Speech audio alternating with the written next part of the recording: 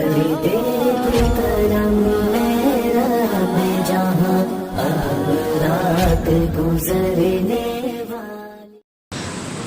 لله نحمده ونستعينه ونستغفره ونؤمن به ونتوكل عليه ونعوذ بالله من شرور أنفسنا ومن سيئات أعمالنا من يهده الله فلا مضل له ومن يضلله فلا هادي له وأشهد أن لا إله إلا الله وحده لا شريك له وأشهد أن محمدا عبده ورسوله أما بعد فقد قال النبي صلى الله عليه وسلم أعلنوا هذا النكاح واجعلوه في المساجد.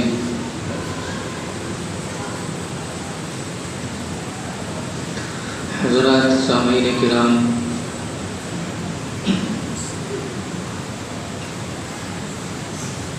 یہ حدیث شریف جو ابھی آپ حضرات نے سنی ہے، نبی اکرم صلی اللہ علیہ وسلم فرماتے ہیں کہ اے لوگوں، تم نکاحوں کا اعلان کیا کرو. چپکے چپکے نکاح کر لیا نہیں، بلکہ نکاح جو ہو تو اس کی تشہیر ہونی چاہیے، اعلان ہونا چاہیے کہ بھائی فلاں کا فلاں کے ساتھ نکاح ہو رہا ہے. حکمت اس کی یہ ہے تاکہ بعد میں چل کر پھر بدگمانی نہ ہو. وَجَعَلُوهُ فِي الْمَسَاجِدِ، اور نکاحوں کو مسجدوں میں کیا کرو. یہ دوسری بات یہی موضوع ہے آج کا.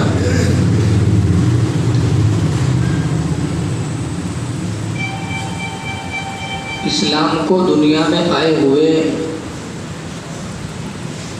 14 صدی گزر چکی ہے جی، 1400 سال گزر چکے ہیں. یہ 1445 چل رہا ہے. آج تک مسلمانوں کے نکاح وہ مسجدوں میں ہی ہوتے ہوئے آئے ہیں.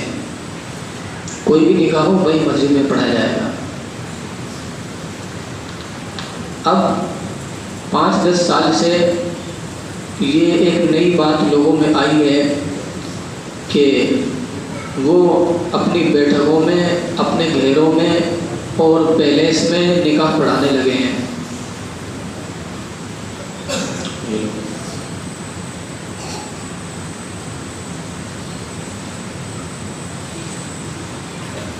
شہروں میں جگہ کی قلت ہے. ان لوگوں کے لیے مجبوریاں ہیں کہ وہ بارات کو ٹھہرائے تو کہاں ٹھہرائے، خود ہی بہت تنگ جگہ میں زندگی بسر کر رہے ہیں. تو ان کے لیے مجبوری یہ ہے کہ وہ اتنے آدمیوں کو کہاں ٹھہرائے، تو جھک مار کے باہر انتظام کرنا پڑتا ہے. اگرچہ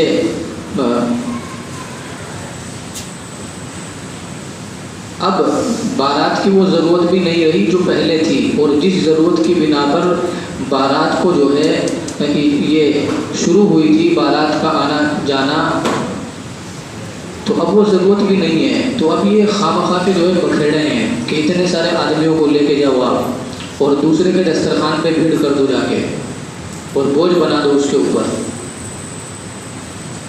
پہلے اس کی ایک ضرورت تھی، اور راستے معمول نہیں تھے، چوروں کا اور ڈاکوؤں کا خطرہ رہتا تھا، تو اس لیے ایک بڑی تعداد لوگوں کی جایا کرتی تھی تاکہ سونے چاندی کی حفاظت ہو اور راستے میں اس طرح کے آدمیوں سے بچا جا سکے. لیکن اب وہ اب یہ چیز نہیں ہے. اب راستے معمول ہیں اور اس طرح کے خطرات نہیں ہیں، تو یہ جو ہے بارات کا جو بکھیڑا ہے لمبا چوڑا، یہ بالکل اب بیکار ہے.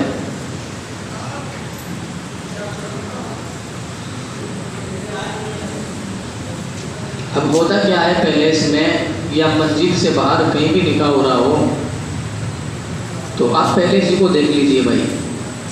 اب وہاں ایک تو غیر محرم جو ہے دنیا بھر کی لڑکیاں ہیں، اور پردے کا تو کوئی نام ہی نہیں ہے، کسی نے برقع پہنا ہو ایسا تو نہیں ہے. اب بال کھولے ہوئے ہیں اور آپ کے یوں ہی چٹکتی مٹکتی پھر رہی ہیں. چلتی چلتی کھا رہی ہیں، گھومتی گھومتی جو ہے پی رہی ہیں، اور برابر ان کا آنا جانا لگا رہتا ہے وہاں پر غیر محرم لڑکیاں۔ دوسرے کیا ہے، اب وہیں کوئی بیڑی پی رہا ہے، کوئی سگریٹ پی رہا ہے اور مار رہا ہے دھواں منہ پہ، شور شرابہ ہو رہا ہے، زور زور سے لوگ ہنس رہے ہیں، قہقہے لگائے جا رہے ہیں۔ اب اسی کو جو ہے آپ محفل بنائیں گے، بھائی نکاح ہوگا، کیا خاک نکاح ہوگا اس ماحول میں؟ دل کو تو اطمینان نہیں ہے۔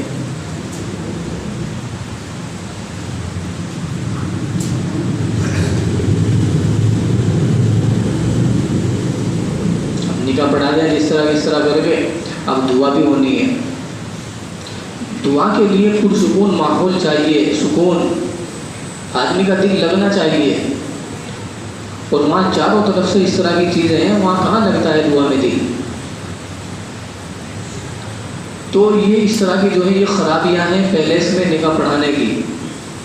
یہاں تک تو چلو ٹھیک ہے، کھانے پینے کا انتظام باہر کر دیا، جگہ نہیں ہے، لیکن نکاح کے لیے آپ مسجد میں ہی آئیں۔ اپنی بستی کی مسجد دور ہے، کوئی بات نہیں، جہاں پیلیس کا انتظام ہوا وہیں جو قریب کی مسجد ہے اس میں آپ جائیں اور وہیں مسجدوں میں نکاح پڑھوائیں۔ کوئی آدمی منع نہیں کرتا کہ ہماری مسجد میں نکاح نہیں ہوگا، ہم نہیں پڑھوائیں گے۔ میں نے خود دوسرے کی مسجد میں نکاح پڑھایا ہے۔ ہماری مسجد دور تھی تو دوسرے کے یہاں چلے گئے، امام صاحب سے جا کے بات کر لیں کہ بھائی ایک نکاح جو ہے ہمیں پڑھانا ہے، کوئی مسئلہ نہیں ہے۔ لیکن کوئی آدمی اس طرف سوچے تو صحیح، کوئی کوشش تو کرے،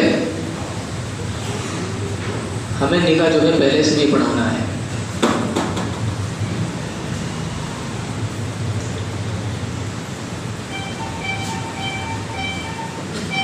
نبی اکرم صلی اللہ علیہ وسلم فرماتے ہیں کہ بھائی نکاح کا اعلان کرو اور ان کو مسجدوں میں کرو۔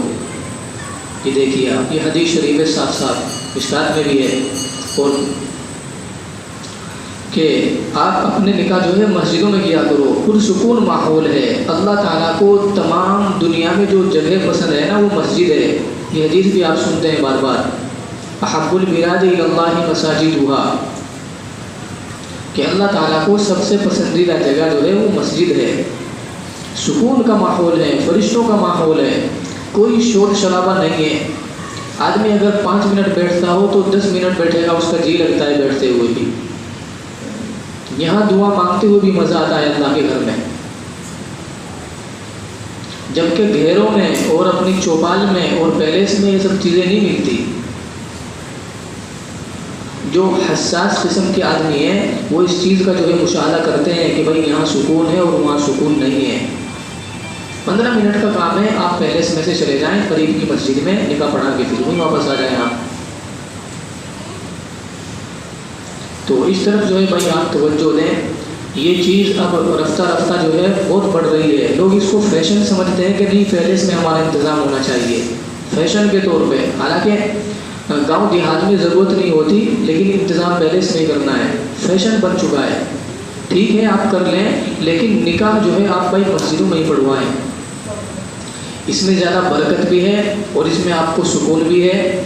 جو حضرات جا رہے ہیں ان کو بھی سکون ہے اور جو پڑھانے والے ہیں ان کو بھی سکون ہے، اور نبی صلی اللہ علیہ وسلم کی جو حدیث ہے اس کے اوپر بھی عمل ہے۔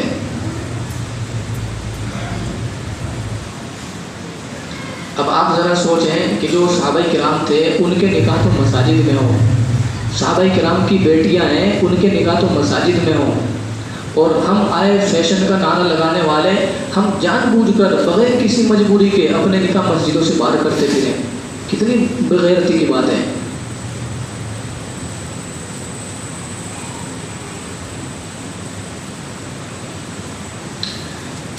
ایک بات کیا ہے اس میں یہ بھی ہے، اب فون کر دیا امام صاحب کے پاس کہ جی فلاں جگہ جو ہے انتظام ہے، اور رجسٹر لے کے آپ جو ہے تشریف لے آئیں اور وہیں نکاح ہوگا۔ یہ ان حضرات کی ناقدری ہے، یہ عزت نہیں ہے۔ اب وہ مولوی صاحب جو ہے یہاں سے چلے ہیں اور وہاں جا کے بیٹھ گئے، وہ بیٹھے بیٹھے جو ہے بور ہو رہے ہیں، وہاں سوکھ رہے ہیں، انتظام ہی نہیں ہے، اب اس کا انتظار کیا جا رہا، اب اس کا انتظار کیا جا رہا، اور برابر سے میں نے ابھی بات کہی کہ لوگ زور زور سے ہنس رہے ہیں، بیڑیاں پی رہے ہیں، کسی نے دل باغ کھا رکھا ہے، وہ پچر پچر کر رہا ہے وہیں پہ بیٹھا ہوا۔ اب ہر آدمی کا مزاج تھوڑا ہی ہے جو اس طرح چیزیں کھاتا ہو اور وہ ان کو برداشت کرے۔ مسجد میں ان سب چیزوں سے آدمی بچ جاتا ہے۔ تو یہ میں کوئی اپنی طرف سے نئی بات نہیں بتلا رہا ہوں، حدیث شریف ہے ابھی آپ کو سنائی کہ نکاح جو ہے مساجد میں کرو آپ، یہی مستحب ہے۔ تو اس طرف جو ہے آپ آئیں، اور یہ جو فیشن چل پڑا ہے اس کو آپ چھوڑیں، انتظام کرنا ہے پہلے اس میں تو کر لیں، لیکن نکاح جو ہے آپ قریب کی مسجد میں جا کر ہی کریں، اسی میں فائدہ ہے۔ اللہ تبارک و تعالیٰ ہماری توفیق عطا فرمائے۔